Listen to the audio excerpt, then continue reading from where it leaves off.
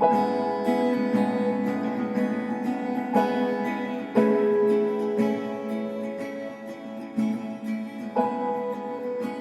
of the first phrases in the book is, "I never saved anything for the swim back." And that's a quote from the film Gattaca. Why have you started with that, and what does it mean to you? Yeah, I love that quote. Does anybody know the film Gattaca? It's about a guy who achieves against impossible odds, and it's a fantasy film, science fiction. And I remember I used to write down all these quotes that I came across of people saying things that were about success and how they got to do what they're doing and how to keep going, and just all the sort of life skills that you need to learn in order to sort of stay on your path and do the thing that you love doing and to reach the goals that you set for yourself. This was one that really struck a chord with me, because I never saved anything for the swim back is essentially saying I gave it everything.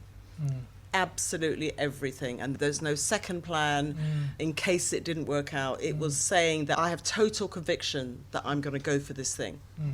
But isn't it wise to keep some petrol still in the tank?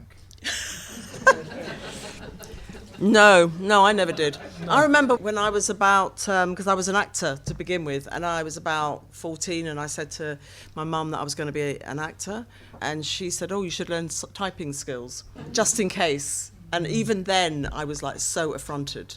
Of course, she was absolutely right. You know, I became a writer. I still can't type. But the fact was, her first thought was, oh, well, what if it doesn't work out? Whereas I was like, no, this is what I want to do, and that's what I'm going to do. And so that's what that quote represents for me. It's a great quote. Yeah. So you've written lots of novels, lots of plays, a lot of poetry. First non-fiction book. Yeah. What took you so long? Or why now? Yeah. And do you feel confident in writing non-fiction when you haven't done before? Well, I had written a lot of non-fiction, but not a book. So I've written lots of essays and reviews, actually, and articles, probably for about 30 years. Wow. But writing a full-length book was new for me, and I never really intended to do it.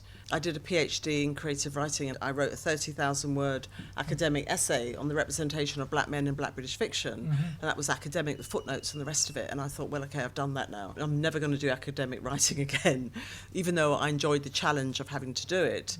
I don't know what I would write about. Wasn't thinking about writing an autobiography or memoir or anything like that. It was only when I won the Booker. I was talking so much. You know, hundreds of interviews, literally, talking about how I reached this point and my career and my life and the rest of it, because there was so much interest in me. But then I thought, when it came to negotiating the next book with my publisher, I thought, well, why don't I write a memoir about my creativity in my life, which is really what it's about, essentially. And so that's what I did. I wonder the degree to which this huge success, both critical and financial success. How do you know it's financial? Because I spoke to my editor and she said you sold 1 million copies. She may have been lying, but that's what she said to me. Maybe to put me in my place. I was being a bit uppity that day. No, it's true. But I suppose the question I'm reaching for is how does that shift in your approach to saying no to things? Because I imagine you're getting a lot of people approaching you. And do you have a kind of formula or a method for weaving your way through the rubbish that's out there that's coming your way to find the cream of... It's not really rubbish. Brighton. Yeah. Speaky spokey. I'm doing this for you, Colin, actually, and Mosaic. It's not rubbish. I mean, it's wonderful to be in demand, but at the same time, you know, I only have one life, and I have to focus on the things that are most important to me. But at the same time, I've been in the arts 40 years, and I know a lot of people, and everybody wants me to do something. And so the first year after the Booker, I said yes to so many things. And then this last year, I've been slowly learning to say no, because as a writer, that's my priority. I need to, well, A, I need to have a life that isn't just work, and B, I need to clear my head to write. That means saying no to a lot of things. So I am now saying no to a lot of things. But there are some things I can't say no to. So when I'm being published in all these countries around the world, which is happening, I can't say, no, I'm not doing any publicity for you, or in the States, for example. I'll be touring there next year. So there are certain demands that you have to fulfill, and it's very hard to say no to people I know and like, to be honest. Obviously. It's really hard to say no, but I'm learning how to do it. Okay, well, I'm glad you haven't said no to me. Now, there's so many great lines in this book, but in essence, it's a manifesto. And I wonder when you first had the idea for a manifesto, because I wrote my first manifesto when I was 13, probably. Do you know that idea that it's you against the world and that you're going to put your stamp on the world? And that idea arises, I think, sometimes as a teenager. Was this your first stab at writing a manifesto? Absolutely. Okay. Absolutely. Yeah, it felt like a manifesto because it is about the decisions I've made to have the career that I've had, right? And so it's not like a political manifesto where you come up with your ambitions and your goals and then you don't fulfill them usually, or you work towards fulfilling them. This is me saying at the end there is a manifesto, literally a page and a bit, which is a literal manifesto. But the rest of it is how the manifesto has been formed through the act of my life. Yeah. And I also say there's a manifesto in all of us. And whatever age or stage you are in your life, this is something that is about how the decisions you make to lead your, say, creative life. It helps if you have good parents, doesn't it? You had good parents. I had good parents, yeah. So my mum used to say to me, without a vision you perish. And it seems to me that your mother was the storyteller and your father was the one who gave lectures. Absolutely. Without a vision, you perish. I mean, I know that was a very long time ago that your mum was saying that. Yes, yes. And that's something that many people go through their life and don't even think about that. But I had to learn how to have a vision for my career, or visions for my career, through motivational personal development courses. That's where I got that from. My parents were role models, and actually it was only through writing this book that I realised how important they were in my formation, you know, because they were both very strong individuals. They carved out a path for themselves as individuals and as a couple. They went against the grain. My mother rebelled against her family. My father was very political. They were both very political. So we should explain your father's from Lagos? Yeah, Nigeria, and my mother's English. And they married in the 50s, interracial marriage, all of that stuff going on in the 50s. And they were very determined to live a life that would honour their principles. 1954, right? They got married 54, I think, yeah. So 1954, Picture Post, you know the Picture Post? Yeah. They had a front page article and the headline was, "Would you let your daughter marry a Negro?" So that's the climate, wasn't it? That was the climate. That was the climate. It was the worst thing anyone could do, really, a white person. Yeah, so there was a lot of... brave. Very, very brave. You know, my mother was more intellectual, but my father was more activist.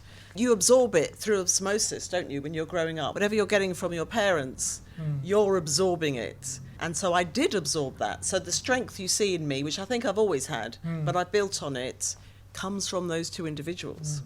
Now, you say that you don't go to see any psychiatrist or therapist or... Well, you're looking at me suspiciously. like, are you sure? The quote is you like to live with your demons. Yeah. Can you expand on that? Yeah, you know, Philippa Perry. Do you know Philippa Perry? Psychotherapist, writes for The Observer at the moment. And she interviewed me on Monday for the Guardian Live event. And warm up. She was doing a warm up for me, yeah.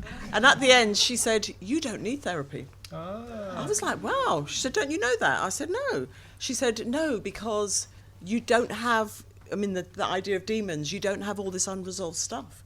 And I had been writing about my family in my book, Lara. You know, I wrote about my mother, my father, and my grandparents and ancestors.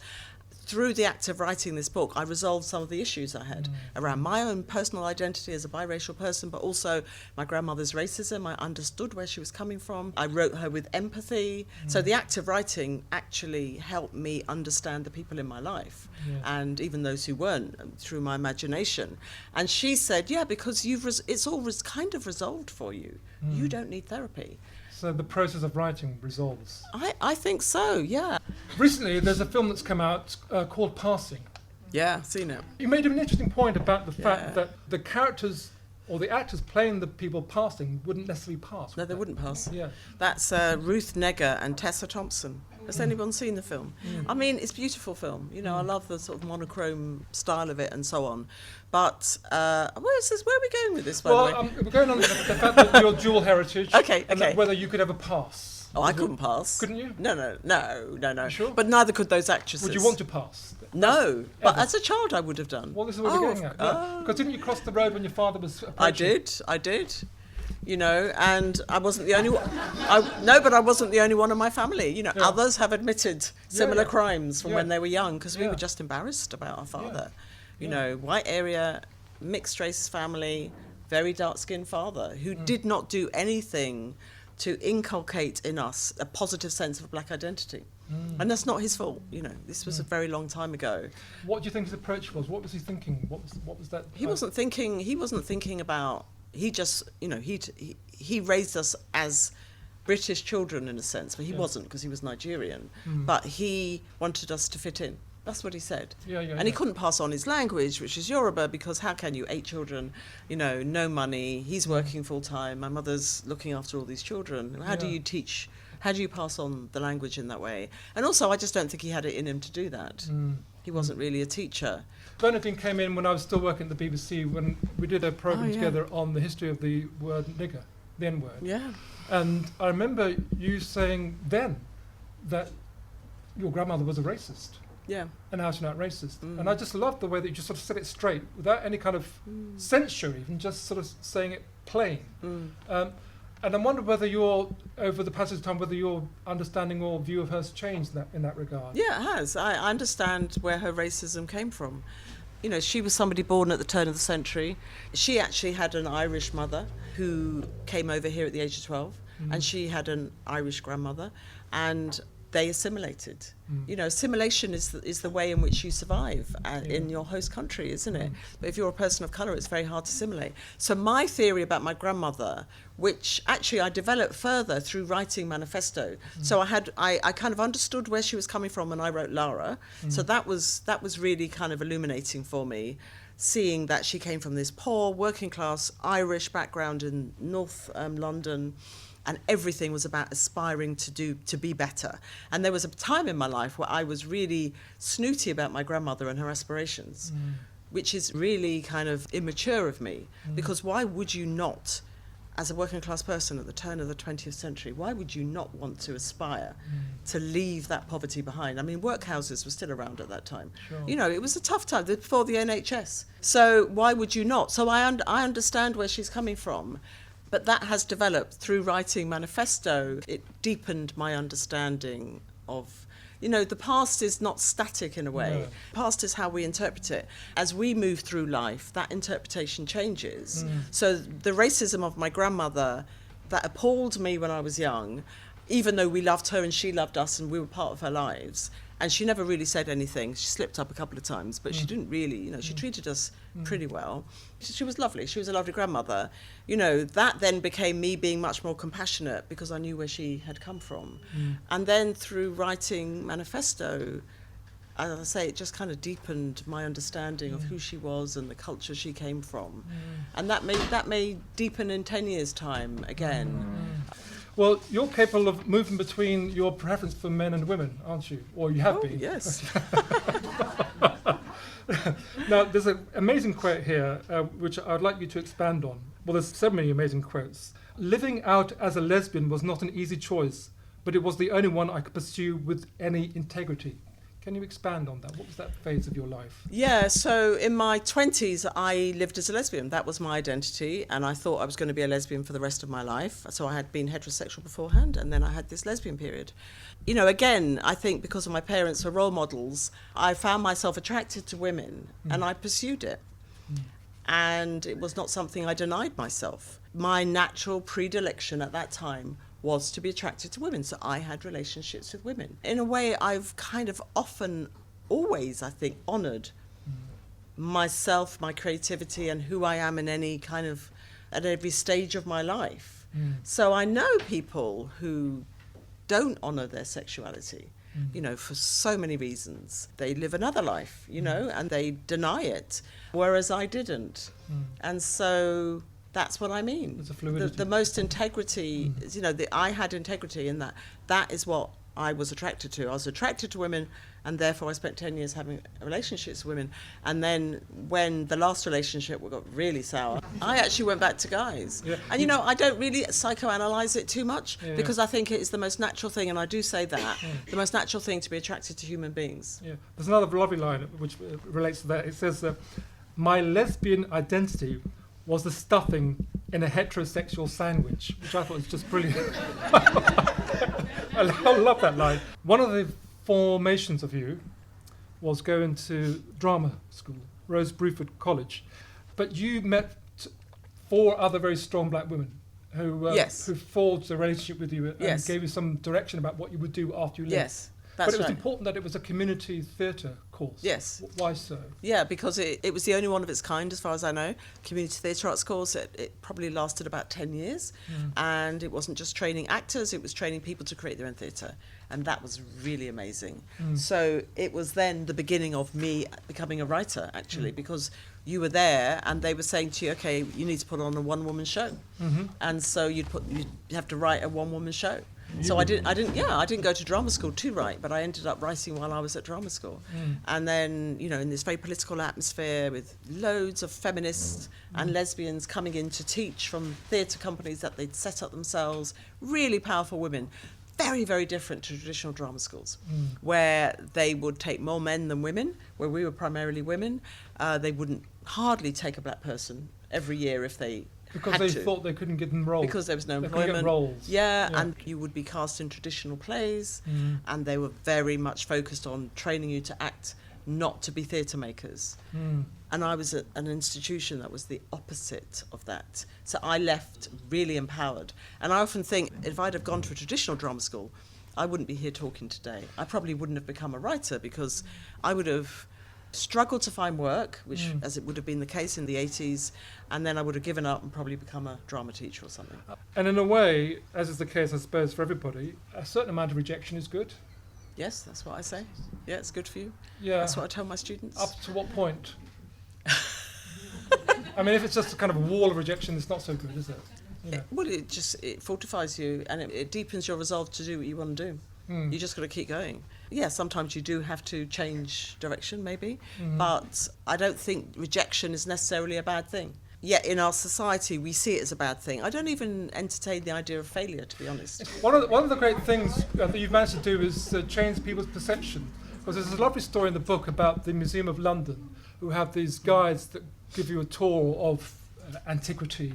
And through The Emperor's Babe, they woke up to the possibility that black people could have been in this country from the year 200 AD. So all power to you. That must have been a great moment for you when you recognised that your novel had actually had an impact on the way that the institution runs itself. Yeah, so the story is that I had a writer's residency at the Museum of London, and it was a Poetry Society residency, and I was there for 6 months, and the idea was I would write inspired by the exhibits. And they used to have this incredible Roman gallery. I don't think they still have it, but they recreated Roman rooms. And you'd walk around these Roman rooms, and it was just like, oh my God, you felt like you were in ancient Rome. And I just thought, okay, I'm going to set a black woman in Roman London. And I started writing The Emperor's Babe. And I was talking to the curators there. And they said, oh no, there weren't any black people in Britain. There were Moors in north of the country, but they said there weren't any black people in London at the time. Yeah. There's no archaeological evidence for it. But I wrote the book. And then when the book came out, they then created some tour guides who were black Romans to take people around the museum. So I realised that it had an impact. And a few years later, what did DNA analysis reveal? Yeah. An African presence in Roman London. Yeah. So I actually beat them to it. You know, they couldn't imagine it because they didn't have the scientific evidence. But as writers, we can imagine anything. Now listen, Bernardine's come all the way from West London. I'd like everybody to join me in thanking Bernardine for keeping on, and prepared to come and spend time with a few friends in Brighton. So thank you very much. You're welcome. Thank you.